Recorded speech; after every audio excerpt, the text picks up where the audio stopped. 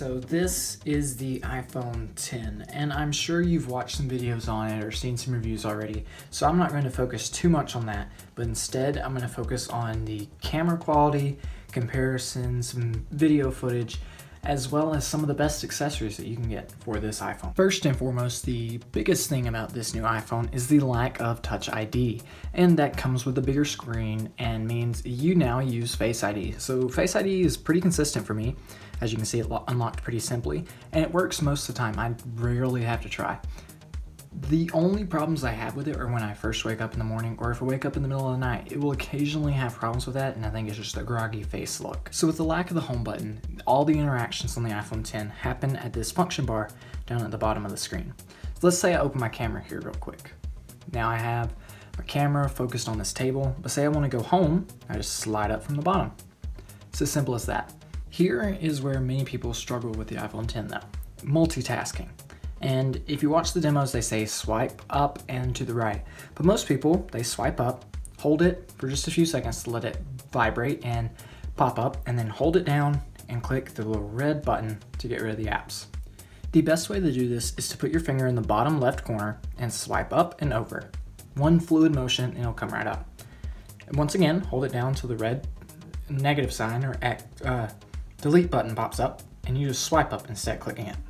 Simple as that. Another big improvement with the iPhone 10 is the overall look. As you can see, it has a glass back and a different camera hump, but it's also notched out pretty well. So it's very there, and while I don't like the camera hump, it is okay.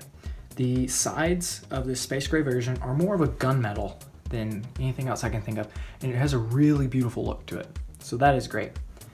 You may also notice that the power button is slightly larger. And this I've actually come to like. It makes it much easier, much more usable, and by holding it down you access Siri, so it's great. But the thing I'm sure you're all wondering about is the notch.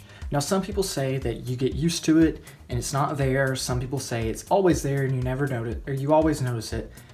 I personally never notice it. I do wish that the functionality was a little more. As you can see, you have to do weird ways to get your stuff to pop up. But overall, it's not bad. I don't notice. The only time I notice it is when I go full screen in a YouTube video. As you can see, when you go full screen, it kind of cuts off and you just squeeze or double tap. Well, double tap doesn't work, my bad. You just squeeze and it goes full screen. And this is okay. I don't really notice it there, but you can, if you pay close attention, will notice it more often there. The biggest problem that this comes in though is when it cuts off parts of your screen.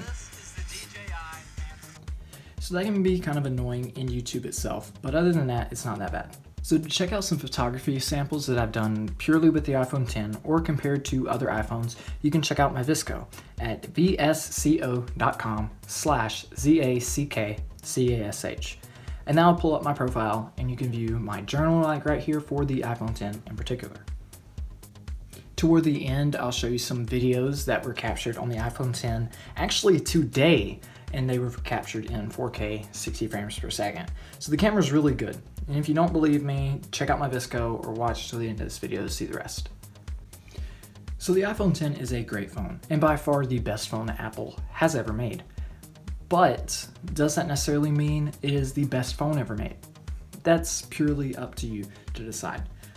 It depends on your preference if you like Android or if you like iOS. It also depends on a lot of factors. So to say it's definitely the best phone out there is hard to say, but it is definitely one of the best phones out there. So I actually got this before my iPhone, but it is a totally case and it's extremely thin. I don't know if you guys can tell from the camera, but it is great, huge. I'm very impressed with this. This is by Totally. You can get them at totallycase.com. Totally.com. It's the Totally case. This is the pitch black color option, but I'll leave it linked down below so you can catch a glimpse of that. As with most iPhones nowadays, with the 7, the 8, and the 10 now, there is no headphone jack. So my personal preference for avoiding this is to use the Sony MDR-XB950BT Bluetooth headphones. And these are great headphones. I have been very impressed with them. And if you want to catch out my video on these a few years back, I'll leave it linked down below. But these are great headphones and I highly recommend them. On that note, I actually haven't plugged anything at all into the iPhone 10 for the past 2 weeks, a little over 2 weeks that I've had it. Instead of using the charging port, I've been using a wireless charger. This is one of the two that I've been using. It's by UTech, and you can get it on Amazon for about $10, and I'll leave that linked below too. It comes with a cord. It's a just standard micro USB cord, and it does not come with a power brick, but you can use your Apple charger right out of the box and it works fine. The best option I found actually though is from a surprising company that you might not expect, and that is IKEA. Now this is a like $12 charger you can buy from IKEA. It's not it's a proprietary system, so it's not like micro USB, and you have to plug it into their adapter, but luckily for you it comes with the adapter for the $12, and the only downside is that there's a cord sticking out the bottom.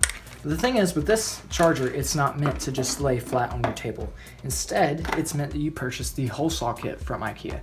Now this runs you $5, and it will drill into 3 size holes into any furniture you want. For me, I use the largest hole saw kit and the smallest hole saw kit, both in conjunction, to drill into my lack table from IKEA, which is about $10, so it's a really cheap option. And for about $30 in total, I was able to completely plant this in my side table and be nearly flush, and it's the best charging option I found. So I want you to definitely check that out, and you might be surprised, but it is probably your best option for wireless charging on the iPhone 10. So that's about it, guys. Thanks for watching, and I hope you enjoyed this video. If you want me to continue making videos, be sure to leave a like in the section down below. I'll catch you guys in the next one.